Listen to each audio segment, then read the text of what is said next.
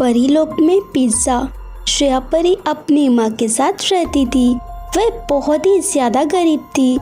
कुछ दिन पहले ही उसके पड़ोस में एक पिज़्ज़ा की शॉप खुलती है, तो उस शॉप पर श्रेया परी की सभी दोस्त पिज़्ज़ा खाने के लिए जाया करती थी। श्रेया, मैं तो पिज़्ज़ा खाने जा रही हूँ, चलो चलते हैं। नहीं, माफ़ करना, मैं भी नहीं आ सकती क्योंकि मुझे बहुत काम है। सीधा सीधा ये क्यों नहीं बोलती कि तुम्हारे पास पिज़्ज़ा खाने के लिए पैसे नहीं है, और तुम्हारी माँ दिन भर तो मजदूरी करती है, तब जाकर कहीं तुम 2 वक्त का खाना खा पाती हो और कुछ भी बोल रही हो।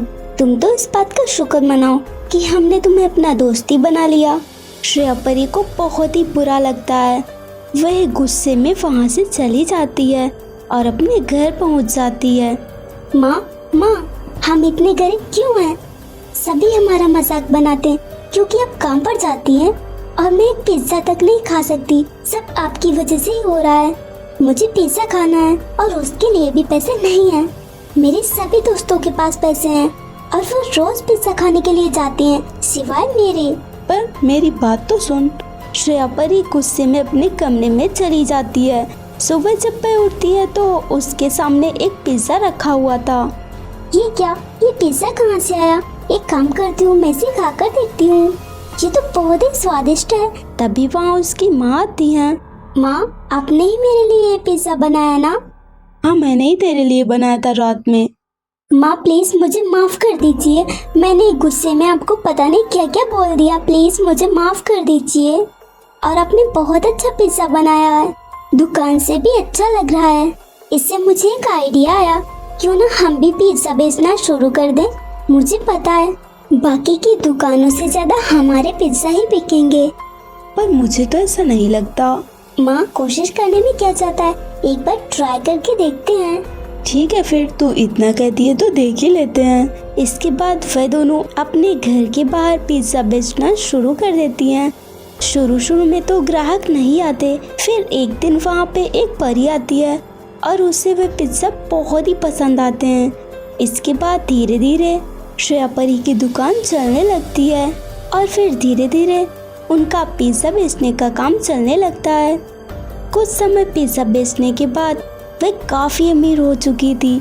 उन्होंने एक बड़ा सा घर भी खरीदा था और वह कई जगहों पर अपनी कई पिज्ज़ा की शॉप खोल देती हैं, जिससे वह और भी ज़्यादा पैसे कमाने लगती हैं।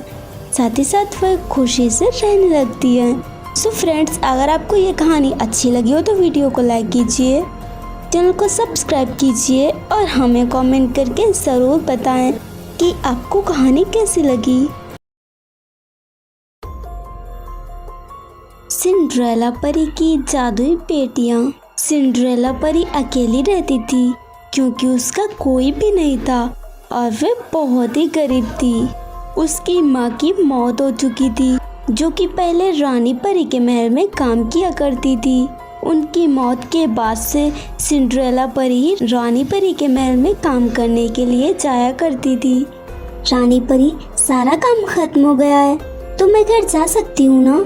रुको 1 मिनट, दरअसल मैं किसी काम से बाहर जा रही हूँ, तो मुझे लौटने में कुछ दिनों का समय लगेगा। इसीलिए तुम मेरी बेटी को लेकर जाओ और उसका अच्छे से ख्याल रखना, क्योंकि मैं तुम पर विश्वास करती हूँ।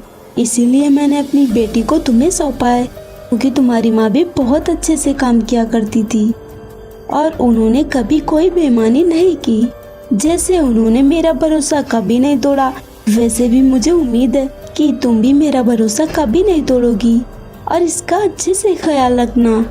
जी रानी परी, आप चिंता मत कीजिए, मैं प्रिया परी का ख्याल अच्छे से ही रखूंगी। आप निश्चिंत होकर जाइए। प्रिया बेटी, बोलो तुम क्या खाना पसंद करोगी? मैं कुछ भी नहीं खाऊंगी क्योंकि मुझे भूख नहीं लगी है और मैं चाहती हूँ कि आप मेरे साथ खेलें। पर अभी मेरे पास ढेर सारे काम है। तब तक तुम खेलो, मैं सारे काम खत्म करके फिर तुम्हारे साथ खेलूंगी। नहीं, अभी आपको मेरे साथ खेलना ही होगा। पर मैंने कहा ना, अभी मेरे पास ढेर सारे काम हैं। अगर आप मेरे साथ नहीं खेलेंगी तो मैं सारी बात रानी माँ को बताऊंगी। नहीं, ऐसा मत करना।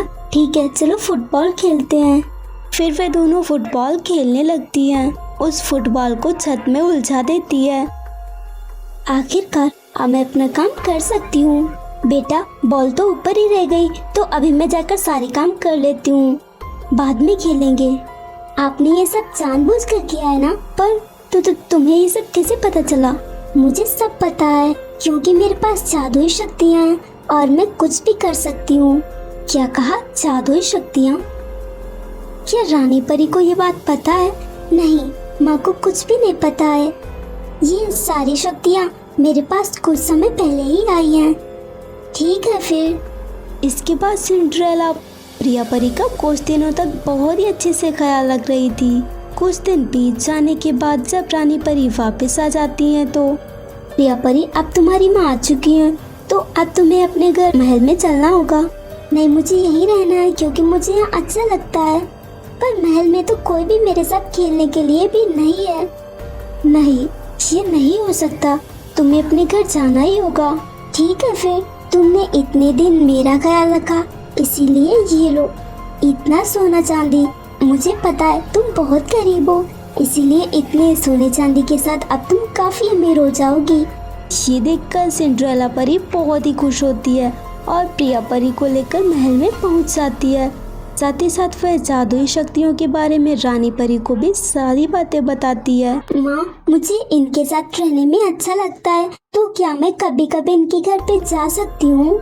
ठीक है फिर, मैंने सोच लिया है, आपसे तुम हर रोज कुछ घंटों के लिए सिंड्रेला परी के साथ खेलने के लिए उनके घर पे जाओगी और इसके लिए सिंड्रेला परी को अलग से पैसे मिलेंगे। ये सुनकर सिंड्रेला परी बहुत ही ज्यादा खुश होती है। सो फ्रेंड्स, अगर आपको ये कहानी अच्छी लगी हो तो वीडियो को लाइक कीजिए, चैनल को सब्सक्राइब कीजिए और हमें कमेंट करके ज़रूर बताएं कि आपको कहानी कैसी लगी। परी और ज़ॉम्बी की शादी। सनाया परी अपनी माँ और छोटी बहन के साथ रहती थी। वहीं परी लोग के पास में ही एक गुफा थी जिसमें एक ज़ॉम्बी रहता था। परी लोग के लोगों को ये बात पता चली तो उन्होंने गुफा के बाहर एक बड़ा सा पत्थर रख दिया ताकि वे ज़ॉम्बी गुफा से बाहर ना आ सके। पर सनाया परी को इस बारे में कुछ भी पता नहीं था। एक दिन वह उस गुफा के पास से होकर गुजर रही थी, तभी उसे उस गुफा से कुछ अजीब सी आवाज सुनाई देती है। ये आवाज इस गुफा से कैसे आ रही है? गुफा तो बंद है, फिर अंदर कौन हो सकता है? इसे खोलकर देखती हूँ। फिर वह किसी तरह से उस पत्थर को हटाती है। ये तो कितनी अंधेरी गुफा है, अगर इसके अंदर कोई जानवर हुआ तो? पर देखना तो पड़ेगा ही। फिर सनाया परी उस गुफा के अंदर कदम रखती है। धीरे धीरे वह आगे बढ़ती है, तभी उसे वह ज़ॉम्बी दिखाई देता है। ज़ॉम्बी? अगर इसने मुझे काट लिया तो मैं भी एक ज़ॉम्बी बन जाऊंगी। मुझे किसी भी तरह यहाँ से बाहर निकलना ही होगा। फिर सनाया परी वहाँ से जाने लगती है। तभी अचानक उस ज़ॉम्बी की नज़र सनाया परी पर पड़ चुकी थी। कहाँ जा रही है? रुक। मुझे छोड़ दो प्लीज, मुझे जाने दो। मैं एक गरीब परिवार से हूँ। अगर तुमने मुझे ज़ॉम्बी बना दिया तो मेरी माँ और बहन का क्या होगा? प्लीज मुझे जाने दो। पर तुम बोल कैसे सकते हो? ज़ॉम्बी तो नहीं बोल सकते। मैं तुझे जाने दूंगा, उसके लिए मेरी एक शर्त है। ठीक है, तुम जैसा कहोगे मैं वैसा ही करूँगी। आज के बाद हर रोज तू मेरे लिए खाना लेकर आएगी, और अगर परिलोक में किसी को भी इस बारे में कुछ बताया ना तो देख लेना मैं क्या करता हूँ। ठीक है, मैं ऐसा ही करूँगी। फिर सनाया परी वहाँ से चली जाती है और अपने घर जाकर अपनी माँ को सारी बात बताती है। अच्छा हुआ तू बच गई, अब तू वापस वहाँ कभी मत जाना। माँ, आप ये क्या कह रही हैं? मैंने उसे कहा था कि मैं उसके लिए रोज खाना लेकर जाऊंगी। मैं अपना वादा कैसे तोड़ सकती हूँ? आप तो जानती है ना कि एक बार मैं जो कहती हूँ वो ही करती हूँ। तू पागल तो नहीं हो गई? तुझे वहाँ से छूटने के बाद दूसरी जिंदगी मिल गई है और तू वहाँ फिर से मौत के मुंह में जाने की बात कर रही है। मैं खाना लेकर जरूर जाऊंगी। फिर सनाया परी दूसरे दिन खाना लेकर जाती है। तू तो वापस आ गई। मुझे तो लगा था कि तू डर के मारे कभी वापस ही नहीं आएगी। मैं एक बार जो कहती हूँ वही करती हूँ, इसीलिए मैं ये खाना लेकर आई हूँ। तू जैसी अच्छी परी तो मैंने कभी नहीं देखी, इसीलिए मैं तुझे कुछ बताना चाहता हूँ। शायद उस बारे में तू मेरी कुछ मदद कर पाए। मदद? पर कैसी मदद? दरअसल मैं कोई ज़ॉम्बी नहीं बल्कि एक इंसान हूँ और किसी श्राप की वजह से मैं ज़ॉम्बी बन गया। अगर मैं किसी परी से शादी करता हूँ तो मैं वापस इंसान बन जाऊंगा। इसीलिए क्या तुम मुझसे शादी करोगी? पर मैं तुम्हारी बातों पर यकीन कैसे करूं कि तुम सच ही बोल रहे हो? मैं जो भी कह रहा हूँ वो सच है। तुम यकीन करो या फिर ना करो। ठीक है, फिर मैं तुम्हारी बातों पर यकीन करती हूँ, इसीलिए मैं शादी के लिए तैयार हूँ। फिर ज़ॉम्बी शनाया परी से शादी कर लेता है। तभी अचानक वह एक इंसान के रूप में बदल जाता है और शनाया परी को धन्यवाद देता है। साथ ही साथ वह हमेशा उसके साथ रहता है। सो फ्रेंड्स, अगर आपको ये कहानी अच्छी लगी हो तो वीडियो को लाइक कीजिए, चैनल को सब्सक्राइब कीजिए और हमें कमेंट करके ज़रूर बताएं कि आपको कहानी कैसी लगी।